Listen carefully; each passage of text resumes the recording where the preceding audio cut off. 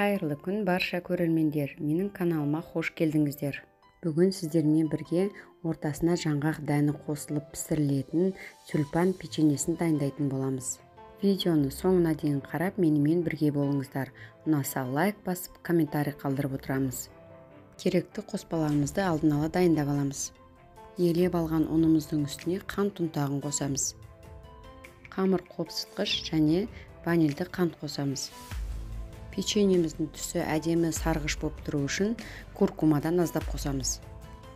Барлығын жақсылап қасықпен араластырып аламыз.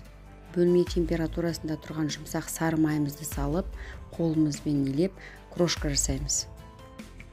Дайындап алған крошкамыздың үстіне қаймақ және жұмыртқаның сарысын салып, жұмсақ қамыр илеп аламыз.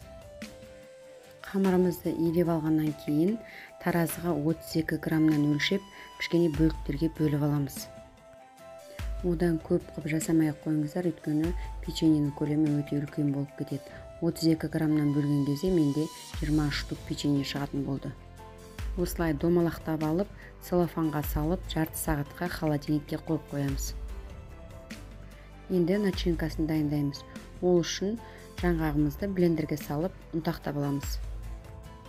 Ұнтақталған жаңғағымыздың дәнін бөлек ыдысқа салып, үстіне қант және жұмыртқаның ағын қосып, жақсылап араластырамыз. Осымен начинкамыз дайын болады. Жарты сағат өткеннен кейін қамырымызды алып шығып, оқтаумен жаямыз. Жұқалап, дөңгелек етіп жайып аламыз. Енді қамырдың дәл ортасынан бір шетіне пышақпен кесіп аламыз. Сол кесіп алған жеріне бір қасық начинкамызды саламыз да, видеода көріп отырғандарыңыздай тюльпанның бейнесіне келтіріп печеньемізді ораймыз. Және түп жағын жақсылап бекітеміз. Қалған барлық печеньелерді осы видеода көргендеріңізді етіп жасап шығасыздар. Содан кейін противенге тізіп 170 градуста қызып тұрған пешімізде 20-25 минутқа пісіріп аламыз. Міне біздің печеньелеріміз осылай әдемі болып пісіп шығады. Бетіне қант ұнтағын сеуіп қойсаңыздар да болады.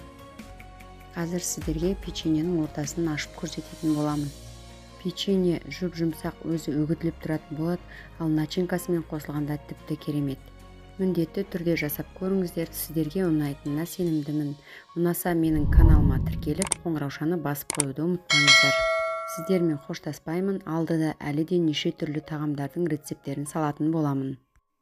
Осы видеоны көрген болсаңыздар, міндетті түрде жасаңыздар. Сіздермен бірге болған меруерт ас болсын.